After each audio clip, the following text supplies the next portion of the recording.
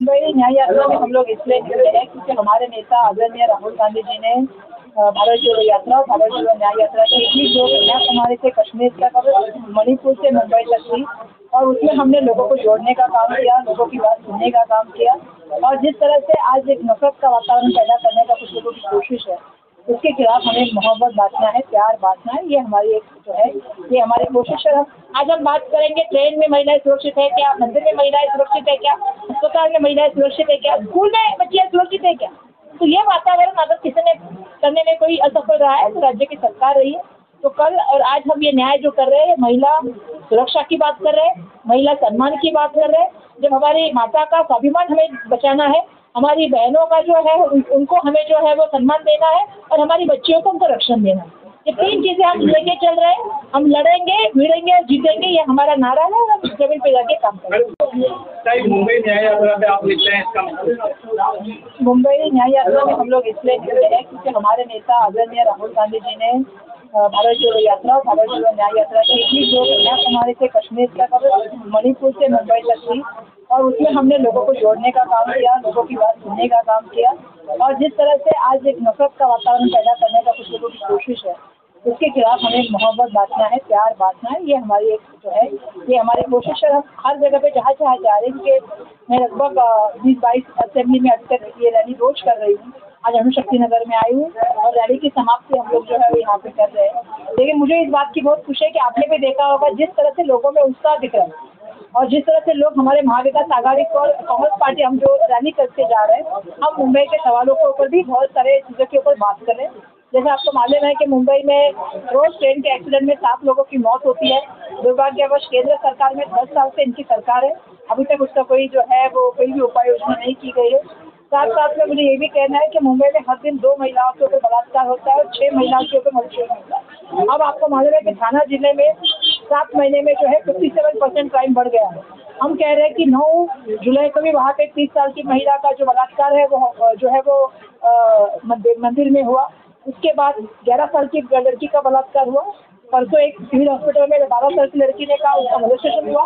एक स्कूल में 2 लड़कियों का जो है वो बलात्कार हुआ, और जिसकी केस दर्ज करने के लिए लगभग एक दिन बिल्कुल दर्ज नहीं हुई। और जिस दिन माँ दर्ज करने गई तो 11 घंटे प्रेग्नेंट माँ को बिठाया गया। ये पहली बार इस तरह की जो कार्रवाई हुई है।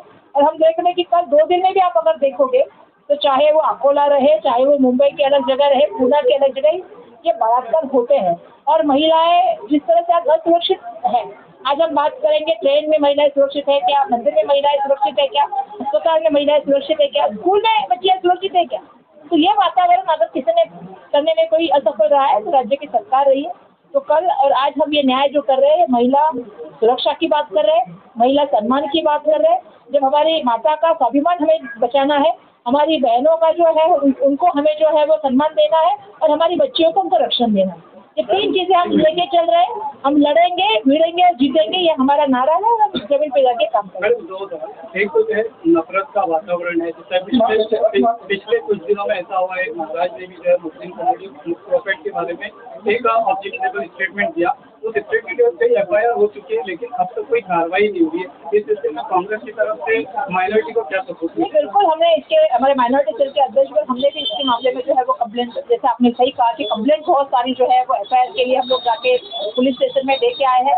और उसके बाद जिस तरह से मुख्यमंत्री महोदय का एक स्टेटमेंट था, वो काफ़ी हद तक कहीं ना कहीं ये दिखाता है। और आप अगर देखोगे तो पिछले दिनों में चाहे वो कोल्हापुर की विशालगढ़ की बात हो या मुंबई में धारावी में जो घटना हुई, जिसको चीज़ कोई और थी और उसको बाद में जातीय रंग देने का काम हुआ। कहीं ना कहीं इनकी कोशिश ये है कि मुंबई और महाराष्ट्र जो है उसको हम जातिवाद में 2 विभाजित करके कहीं आग लगाने की तो इनकी साजिश नहीं है।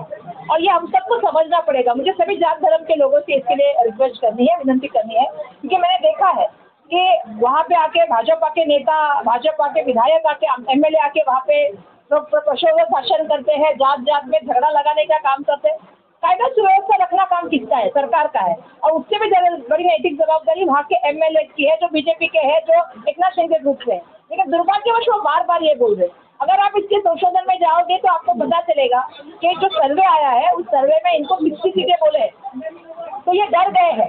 और इनको जो लोकसभा का भी रिजल्ट आया है, जहाँ हम लोग बैठे अणुशक्ति नगर हो या चाहे कहाँ कहीं भी हम लोग देखे मुंबई में 6 में से लगभग 5 सीटें हम जीते, तो इनको ये डर हो गया है कि महाविकास आघाड़ी की सरकार आ गई है तो हम इसको कैसे पोस्टपोन करें। तो एक जात धर्म का माहौल करके कहीं ना कहीं मुझे ऐसा डर है कि ये इलेक्शन जो हरियाणा का इलेक्शन डिक्लेयर हो गया, जम्मू कश्मीर का इलेक्शन डिक्लेयर हो गया, तो महाराष्ट्र का इलेक्शन क्यों नहीं डिक्लेयर करे? तो इनकी सोच क्या है? तो ये विशालगढ़ हो या चाहे वो मुंबई हो या चाहे प्रोफेट पैगंबर की बात हो, इस सब जो स्टेटमेंट है ये सोची समझी साजिश है। जात जात में धर्म में झगड़ा लगाने की इनकी कोशिश है। हमें बहुत सावध रहना है, हमें इनको दिखाना है नवंबर में इलेक्शन होगा, हमें बिल्कुल याद करके ये सब चीजों को दिखाना है और हमें शांति से इस बार महाविकास आघाड़ी की सरकार लाए। कांग्रेस ने क्या इलेक्शन का बिगुल बजा दिया है? बिल्कुल बिल्कुल। अभी देखिए, आज मुझे तो ये आश्चर्य लगा कि आज सदावते जी हाईकोर्ट में गए। सदावते जी किससे निगड़ित है, ये उनके श्रद्धेय कौन है, ये मुझे बताने की तो महाराष्ट्र की जनता को जरूरत नहीं है ना। सदावते के श्रद्धेय कौन है? देवेंद्र फडणवीस जी। अब ये जो कल महाराष्ट्र का जो महिलाओं ने कहा था, जो बच्चियों की सुरक्षा की बात करने के लिए जो बंद का आह्वान किया था, ये तो कोई पार्टी का नहीं था ना, ये तो जनसामान्य का रोष था। जो उस दिन बदनापुर में लोग बाहर आए वो कौन थे? वो पालक थे। अगर 11 घंटा एक प्रेग्नेंट औरत पुलिस स्टेशन में एफआईआर के लिए जिसको कोर्ट ने भी फटकारा, पुलिस को भी उसका फटकारा, क्यों फटकारा? राज्य सरकार को भी फटकारा, क्यों फटकारा? क्योंकि जिस तरह से उस मैटर को, इस मामले को पूरा हैंडल किया गया, क्योंकि वो स्कूल आरएसएस और बीजेपी से निगड़ित था। तो ये आप लोग को समझना पड़ेगा और जनता को ये समझ के अभी कल के जो बंद है ये किसी पार्टी का बंद नहीं है, ये हमारे बच्चों के लिए हम कह रहे हैं। जब मुंबई में घटना हो रही है, पूना में घटना हो रही है, अकोला में घटना हो रही है, थाना में घटना हो रही है, क्राइम बढ़ रहा है, आज हम दूसरे नंबर पे है देश में महिला क्राइम में, तो आपको जिम्मेदारी नहीं लगती? राज्य की जिम्मेदारी नहीं है? कांग्रेस क्या कर रही है? ऐसा जो बलात्कार के मामले बढ़ते हुए नजर आ रहे हैं, तो भैया हमने जो महाविकास आघाड़ी ने बैठ के उस कमेटी में मैं भी थी, वो अनिल देशमुख साहब की, हमने वो शक्ति कायदा बनाया। अरे कम से कम बिहार से और आंध्र प्रदेश के सरकार से कुछ तो सीखो, उन्होंने इतना सपोर्ट दिया है केंद्र की सरकार को, तो उनका फंड भी मिला है। हमारे 2 राज्य के मुख्यमंत्री उप मुख्यमंत्री पार्टी तोड़ के गए, चिन्ह छोड़ के, चिन्ह छुड़ा के चले गए, और अभी क्या लेके आए? ना 1 रुपए का फंड लेके आए महाराष्ट्र के लिए, ना एक कायदा लेके आए पास करके शक्ति का। अगर शक्ति कायदा पास होता है, एक मत से विधानसभा के में पास किया गया है, तो उसको लागू क्यों नहीं हो रहा है? महामहिम राष्ट्रपति जी क्यों इसके ऊपर मतलब जाके केंद्र सरकार उनको क्यों नहीं कह रहे? तो हमारा कहना ये है, ये सवाल कि कई मुस्लिम एनजीओ की तरफ से ये बात कही जा रही है कि लोकसभा हुआ, उसमें 48 MPs में से एक भी मुस्लिम एमपी नहीं, उसके बाद में विधान परिषद में भी एक भी मुस्लिम चेहरा नहीं है। क्या लोकसभा उनकी डिमांड ये कि 15% रिप्रेजेंटेशन पॉलिटिकल? देखिए ये है कि महाराष्ट्र से हमने जो राज्यसभा पे भेजे थे उनका नाम इमरान प्रतापगढ़ी था। कहीं तो आप लोग को डेटा भी फाइंड आउट करना पड़ेगा और कुछ चीजें आपको बोलनी पड़ेगी। ऐसा नहीं है कि प्रेजेंटेशन नहीं दिया गया, और आज भी हम लोग कोशिश यही करते हैं कि सबको प्रेजेंटेशन मिले। आखिर में जो भी इलेक्शन लड़ता है, हम तो हमेशा कहते हैं, चाहे वक्फ बोर्ड की बिल की बात हो, पहली बार 10 साल में आपको सबको बोलना पड़ेगा कि 10 साल बाद पहली बार ऐसा हुआ कि जेपीसी के पास कोई विधेयक गया तो वो वक्फ बोर्ड का विधेयक है। तो आपको कहीं ना कहीं समझना पड़ेगा कांग्रेस का कौन चेहरा होगा यहाँ से? कांग्रेस का चेहरा कौन होगा? वो तो वक्त आएगा तो पता चलेगा। पहले तो इसकी अलायंस में कैसे होती है उसके बाद हम तय करेंगे। महाराष्ट्र के अंदर माझी लाडली बहन ये योजना चल रही है, लेकिन दूसरी तरफ देखा जा रहा है कि बहू के और सुरक्षित नहीं, इसको लेकर आप क्या कहेंगे? अरे बिल्कुल, अभी तो खुद बहने कह रही है हमें पैसा नहीं चाहिए, हमें सुरक्षा चाहिए। भाई आज भी महाराष्ट्र में किया हो गया, बिल्कुल आज भी हुआ है। लेकिन औरत तो थी, पुलिस स्टेशन तो था।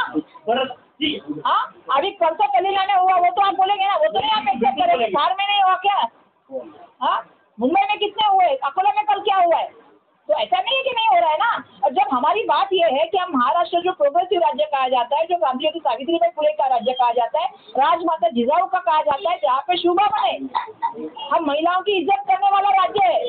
और ऐसे में अगर ऐसी घटना होती है तो उसका निषेध करना चाहिए, उसके लिए रस्तों पे उतर के लोगों ने बंद करना चाहिए। ये मेरा सबसे आह्वान है।